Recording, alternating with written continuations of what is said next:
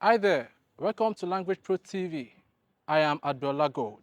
Today is another day of beautiful conversation. Wale Adekola, the same vibrant author, film critic, and linguist you know, has again visited another literary don, Professor Nelson Olabanji Fashina, in his house on University of Ibadan campus. Here they engage on diverse topics, including literature, religion, politics, and culture. This conversation was facilitated by Exotic Sound and Sight Media. Today's conversation is special, given that Professor is Adekola's esteemed teacher. Let's dive into it. Meeting you today, Prof, I'd like to quickly ask a question that borders more on personality. Um, Looking at your early life, for instance, your early separation from your mother and traditional upbringing under your grandmother, how would you say these formative years experiences influence your ideological commitment to ideological stance, um, African literary study, your voice in African literature, and how you critique Western philosophy? Well, your questions have come in, intersecting layers, and it may take more than 1 hour to trash that out. But then all I'll do is a summary. Talking about my early life, yes, I grew up, as I had said in different interviews, with my paternal grandmother. And as a matter of fact, that itself, being separated from my biological mother, created some kind of, experience that later nurtured me into boldness and the vision for individuality, that I could do some things, and even survive, within any kind of traditionally radical social space. Uh, so this attitude may have influenced my determination to get to the highest point of education. You know, nobody ever prodded me to go to school. I was always desperate to acquire knowledge, not just formal educational, but even indigenous knowledge. I was always fascinated at anything that looked strange, even in my childhood. Also, my personal daydreams, and night dreams, Okay. drove me to have a consciousness about myself that, look, I am a different person, because certain images tug at me and the interpretations come to me. And I will not disclose this to anybody, but this began to form some kind of, bedrock of ideas that have shaped my life. Um, well, in any way I have lectured, and in the University of Ibadan here, for example. Even yesterday, when we were welcoming, an ambassador from Japan, I was introduced, you know, jocularly at that event as the Irumole of UI. People say many things about Nelson Fashino, but I'm never so much afraid and never so much, intimidated to retract myself from the inseparable link to religion, tradition, culture, and the high philosophy. Speaking still of your early life, following your earlier interviews, one can glean from them that your path to education was marked by sacrifices, by average enrollment, um, manual labor, lost opportunities, and eventual academic success. So, how would you say that these experiences shape your ideological radicalism or non-radicalism, your interaction with power and influence in academics, as well as your philosophy of mentorship and social responsibility. The question you have asked now is related to the first one you asked. One thing is important that as one grows and travels in the journey of life, there are different junctions of experiences that would um, become part of your, the formation of your identity. Yeah. And my journey through education was nothing rough, but just that to start university education, you know, wasn't a simple gate. My father died before I even gained admission into secondary school, and it was his younger sister, the youngest of his siblings, that said, Banji, I will give you education, so you don't have to worry, but on one condition, you must never fail. So I was, taken back from Lagos to Owo, where I did another entrance exam, even though I'd done entrance examination to Baptist Academy, uh, even this Shitelu Grammar School there in Lagos. And I passed creditably, but I was, recalled home by my paternal grandmother, who thought that, being a replacement for my father, she wouldn't like to lose sight of me. And I needed also to grow up in the cultural landscape, on the family landscape, so as to be a true uh, son of my father, replacement for my father to the bereaved family, you know. So entering university after secondary school education was not easy, not because of failure, but because there was uh, there was family politics, as to kind of person like me, um, be gaining admission into the university when others are still in primary school, children of elders, elder, you know, uncle or whatever. But then I navigated it by the grace of God, and despite all the teething problems, I'm a full senior professor in UI today, and I bless God. That's great, sir. So, Prof, you occupy a rare intersection as a literary scholar, prophet in Celestial Christian Church, and also a practitioner of traditional medicine. And a linguist, And a please. When you linguist. put Yes. literary scholar, you have to put a linguist. Yes. So, how, the traditional healing being rooted in Ifa corpus.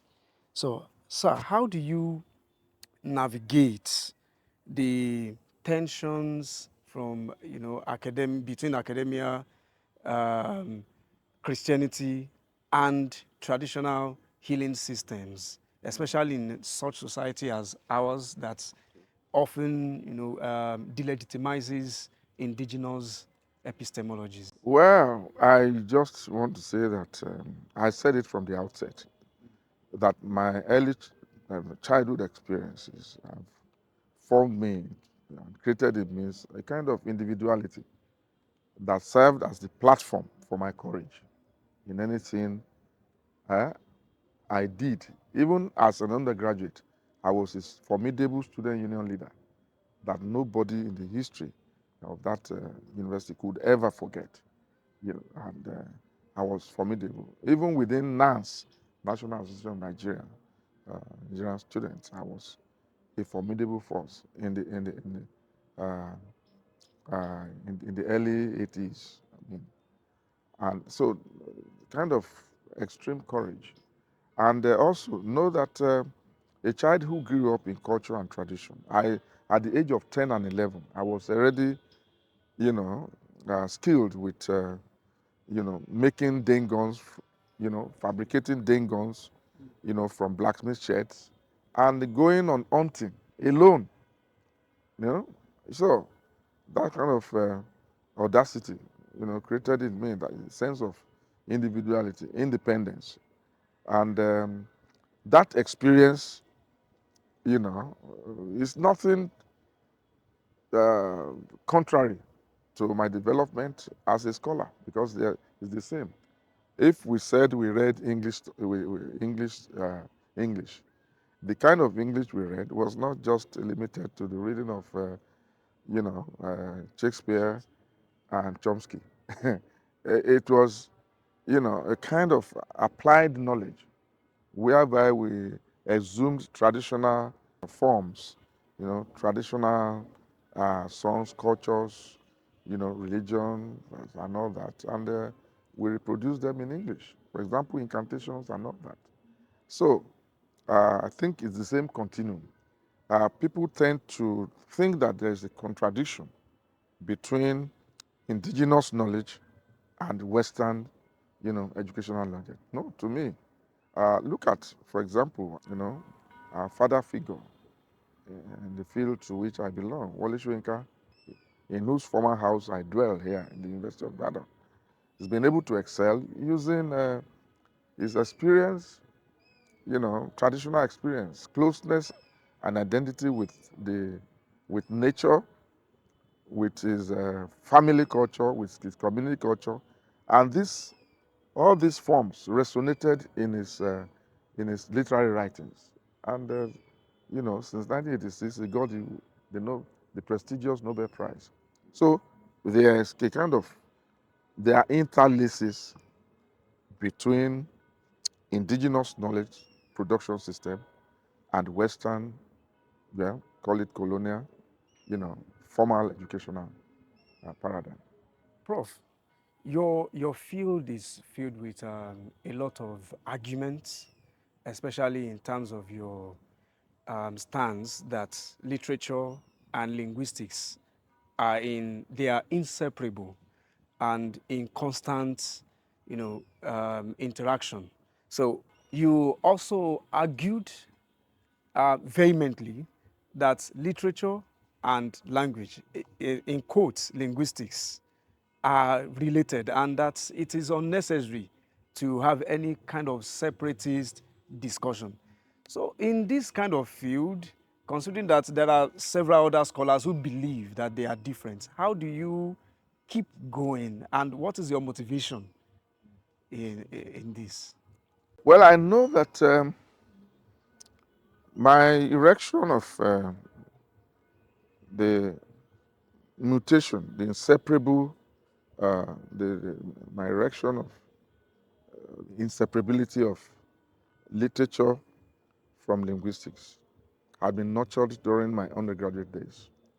So both in my undergraduate essay, in my master's, dissertation, in my PhD thesis, uh, this ideology is resonated. Um, and the reason is that, in Chomskyan, linguistic ideology, literature is the informal function of language. So literature is a function of language.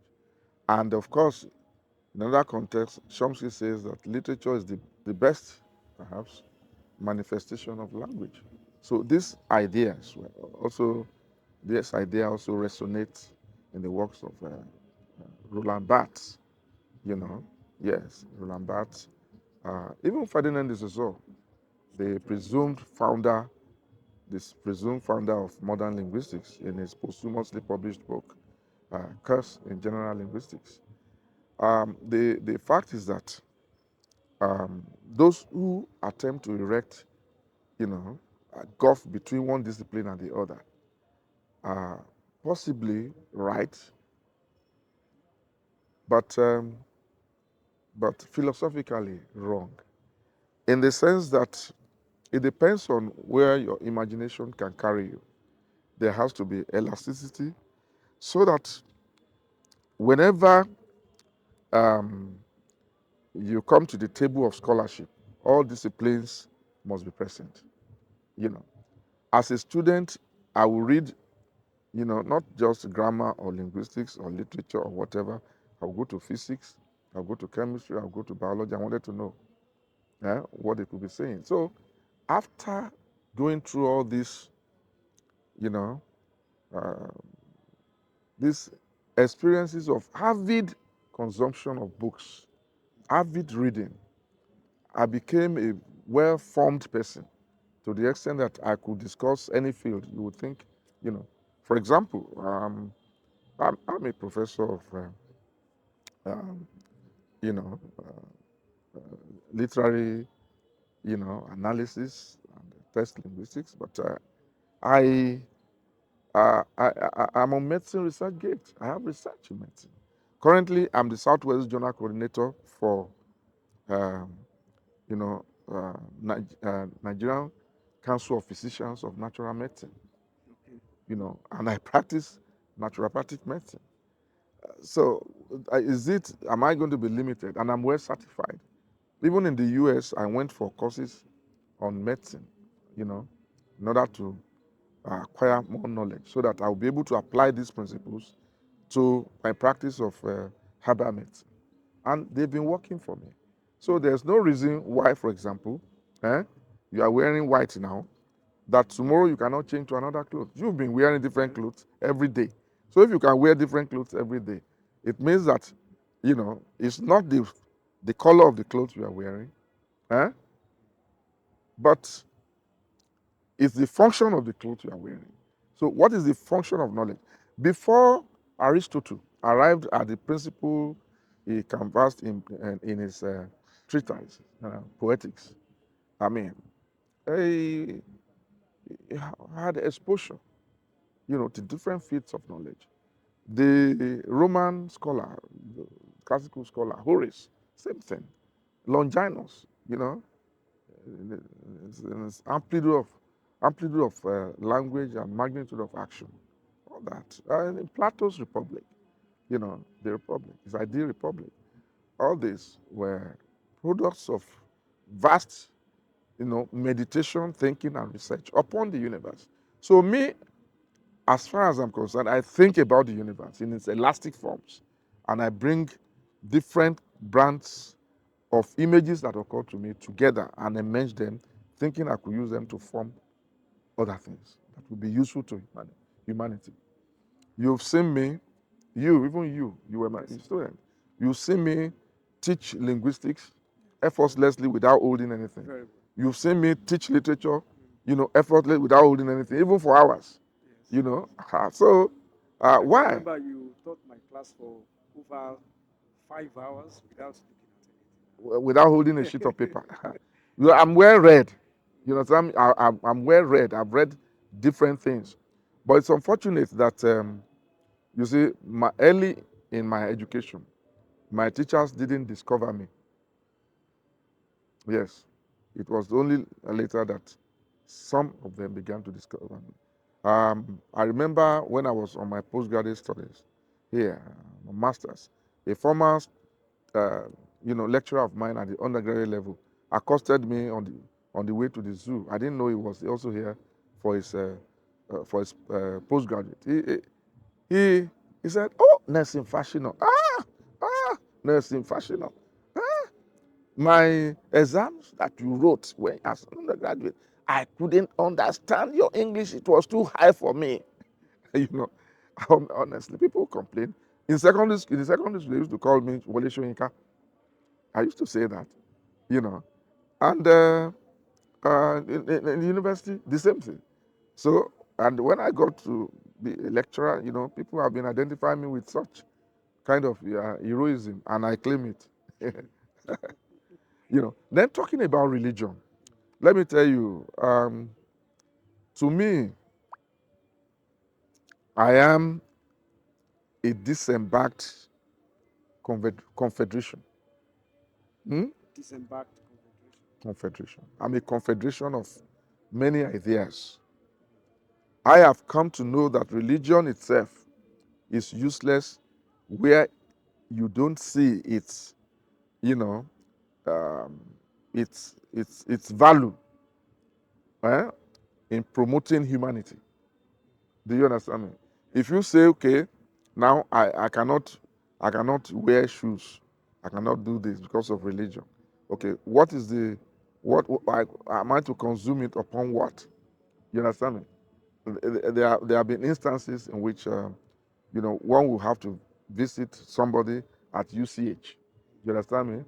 And have to go, you know, uh, maybe in my sutana, if it's a Sunday, I will wear my, I will definitely wear my sandal. Oh, definitely, because I wouldn't want to get infected with the viruses on the floor of it. So if I take it that, okay, religion says, I mean, in Celestial Church of Christ, that now you cannot wear shoes, then I'll be foolish. So I'll be foolish. So in the same way, people who are indoctrinated into religion should begin to ask questions. I shouldn't do this. Why? They should be able to ask questions. What is the relevance, to their life? What is the relevance to the progress of human society? I mean, that is just. So as far as I am concerned, I am not an indoctrinated person because I have seen that both traditional religion and the foreign cosmopolitan religion that came with colonialism are actually, you know, having the same infrastructure of oppression, you know. But there's positive oppression, there's negative oppression. For example, when you were a child, your parents will, you know, uh, just be hard on you. That's a form of oppression. But they were hard on you because they wanted your future to be better, so that you will not be, a street guy. Yes. You understand me? So that's positive oppression. In the same way, there's a kind of positive oppression in religion that you may resist at your own peril. So to me, I have a kind of bipolar, ideology about religion. Only this morning I wrote something on Facebook in response to one Dr. Adeleke's article on Ifa or whatever. Yeah, I said, well, um, as far as I'm concerned, I believe that, you know, we have correspondences even between Ifa, Christianity, and Islam. Oh, correspondences. There are correspondences. So to deny and to say that they are exclusive of one another is to be philosophically incorrect. Or being fanatics? Fanaticism. Well, what about fanaticism? It's okay if it's going to service the consumption interest of the individual that is fanatical, and those people who have foisted the doctrine on them. So there's no problem. That's why, according to Karl Marx, religion is an opium of the masses. It's an attempt by the bourgeoisie to keep the masses in perpetual subjugation. I think what you are saying, sir, is related to a statement that Professor Wale Soyinka made during a speech at Westminster College, where he said religion he said we should do away with it completely and simply embrace piety. In summary, that we should do away with religion and embrace piety, which is actually what is required of us by the Supreme Being. So, and let humanity be at the front of whatever you do. Do not let religion, overshadow your humanity. Yeah, it's a good idea. It's a very good perspective, because if religion has not serviced the interest of human progress and development, then of course it's worse than colonialism and slavery. So whatever it is, I don't believe that I'm a religious person. You understand me? Rather, in my recent article, I talked about faith as against religion. I believe in faith.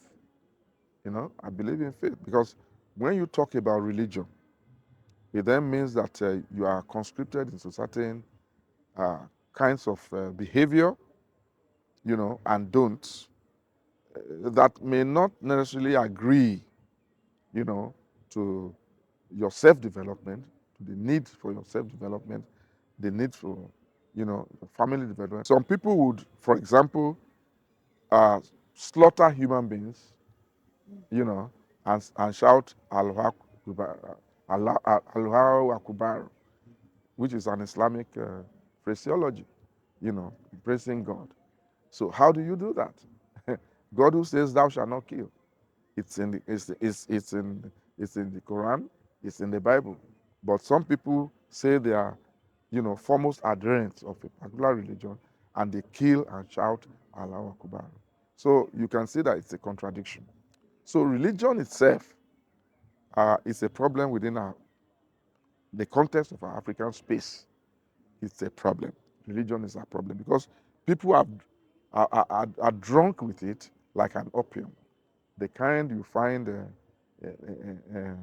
in John Keats' romantic poem "Ode to a Nightingale." It said, "Oh, for a beaker of warm south that I might drink and dissolve far away with thee to the forest dim."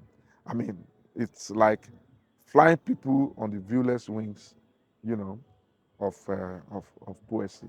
And at the end of the day, it doesn't put food on our table, except that it's just a temporary release from the physical anguish, economic constraints of life, just like alcohol does. The same function that alcohol does, performs. You drink alcohol, maybe after drinking about 10 bottles, you are drenched, you are drunk, and then you say nonsense. You understand me? And at the end of the day, you are no longer rational. You understand me? You can't think straight. You misbehave, when you are intoxicated. So, as far as we are concerned, religion is an intoxication. Faith is reality. Thank you, sir. Speaking of your traditional medicine skills, in an interview uploaded on PM News in 2016, you reportedly claimed to be able to cure certain illnesses such as HIV, cancer with traditional medicine. My question is, how do you respond to regulatory bodies maybe inviting you for empirical regulation and, collaboration with biomedical institutions?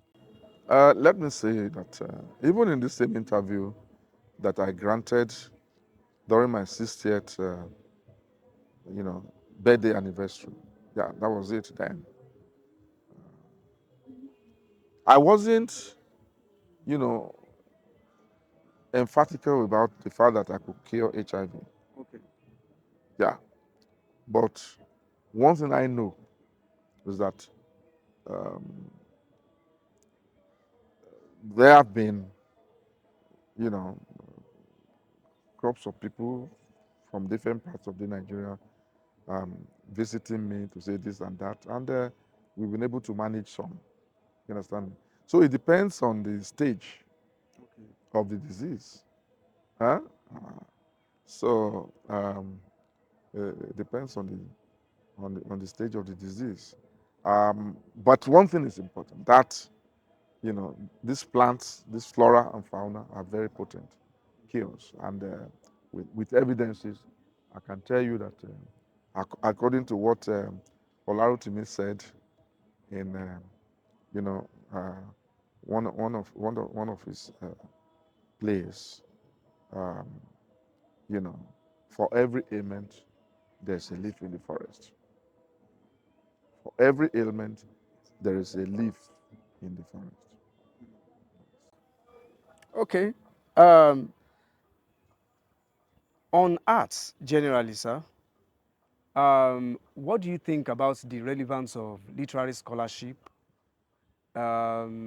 say theatrical representation of society, or philosophical ingenuity to our current society, especially considering the stringent economic and political issues in Nigeria at the time? Yes, I know where you're coming from. Perhaps you are one of those people who have been brainwashed by, the postmodern movement in technology.